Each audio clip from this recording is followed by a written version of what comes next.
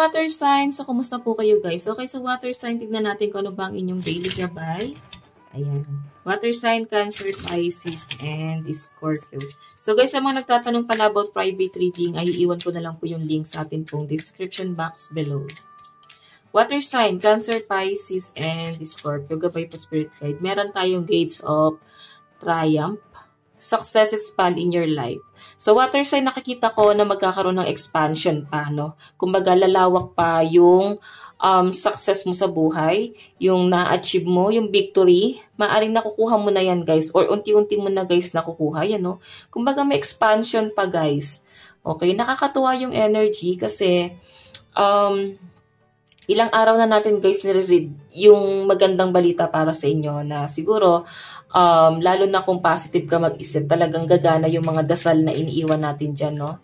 Ayan, sa mga nag-comment ng karaan, di ba? 888, ayan, I claim this positive affirmation. So, ayan guys, nakikita ko na maaaring unti-unti mo pang makukuha yung iba pang success na hindi mo pa guys ina-expect, no?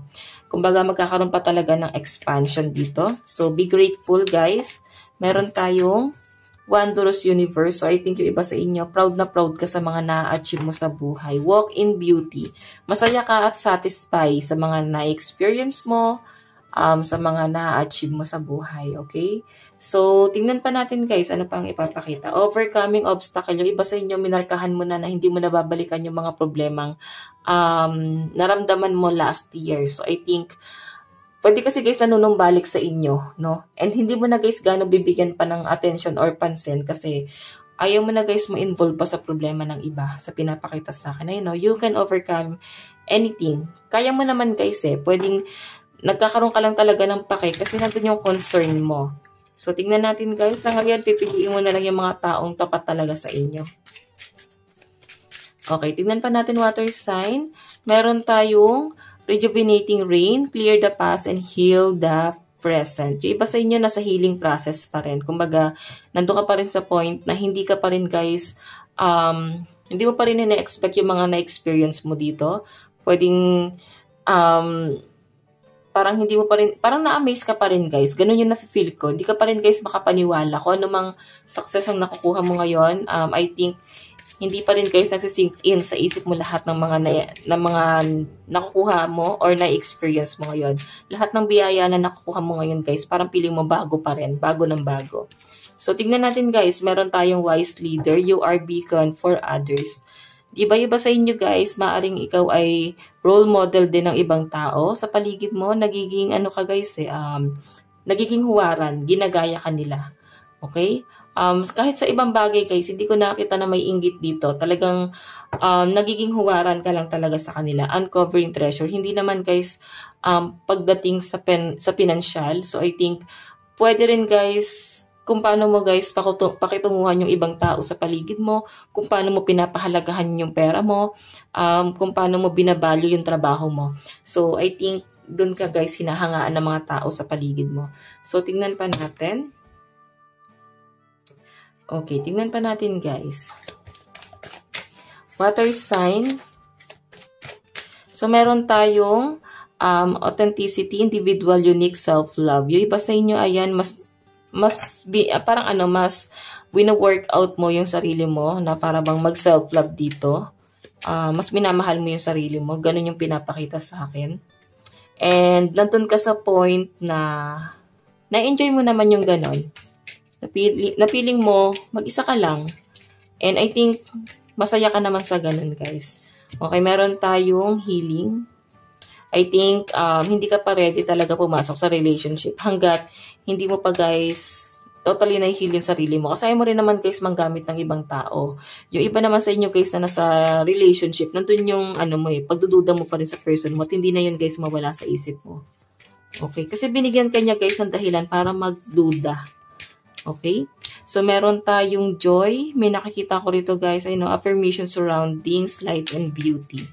So, nakikita ko, guys, na parang hindi lang, guys, abundance ang mag-expand sa inyo, kundi pati yung parang pagiging banidosa. Ano ba sa Tagalog yan? Pagiging conscious, no? I think nahawa na nga rin yung ibang tao sa pagiging conscious mo, lalo sa inyong appearance.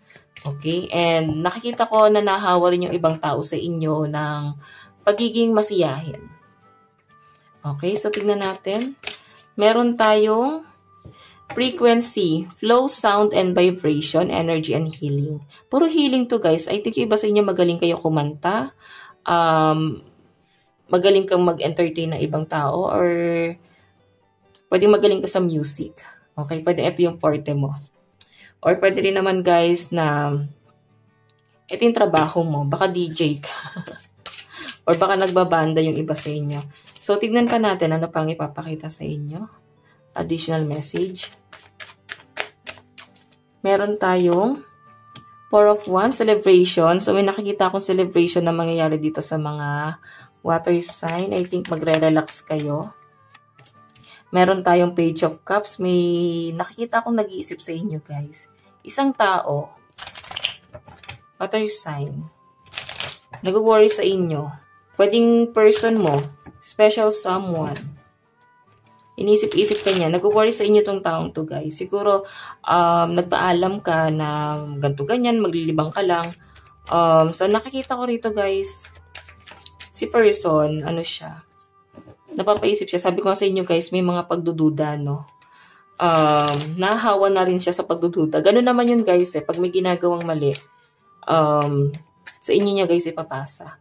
So, tignan pa natin. Meron tayong King of Pentacles. Okay, additional message. Meron tayong The Sun. May nakikita ko, guys, dito na, mabagal yung energy. So, may nag-iisip sa inyo, pero ang bagal naman niya rito. Okay, I think nahihiya sa inyo tong taong to. Pero mukhang magkakayos rin kayo, guys, lalo na kung ito ay pagdating sa usaping love life. Okay? So, tignan natin ano pang ipapakita sa inyo. Advice pagdating sa inyong love life.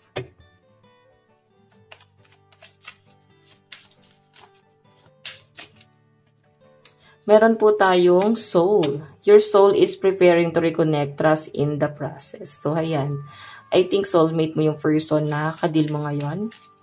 Meron tayong Cupid, may new person. Alam mo yung feeling na may new person and nandun sa point na pwede matagal na kayo. Parang siguro, kaya lang siya nagiging new person kasi parang bago ng bago yung pakiramdam mo sa kanya. Cupid, every time na nakikita mo siya, parang lagi kang in love sa kanya. Inspire ka.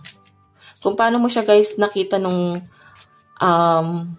unang beses na nasilayan mo siya, or sinagot mo siya, or niligawan mo siya, yung pakiramdam na mahal mo siya, guys. Ganun pa rin yung pakiramdam mo ngayon sa kanya. So, meron tayong trust. Ayan. May nakikita ko dito, guys, na maaring merong ipapangako sa inyo yung person mo about sa inyong relationship. Pero ang gusto niya, guys, magtiwala ka rito. Okay, so ayan, guys. Nasabi ko naman, lucky number is 35, 9, 34, and 38. Ito lang naman ang inyong reading. Hanggang sa muli. God bless and love you. Thank you.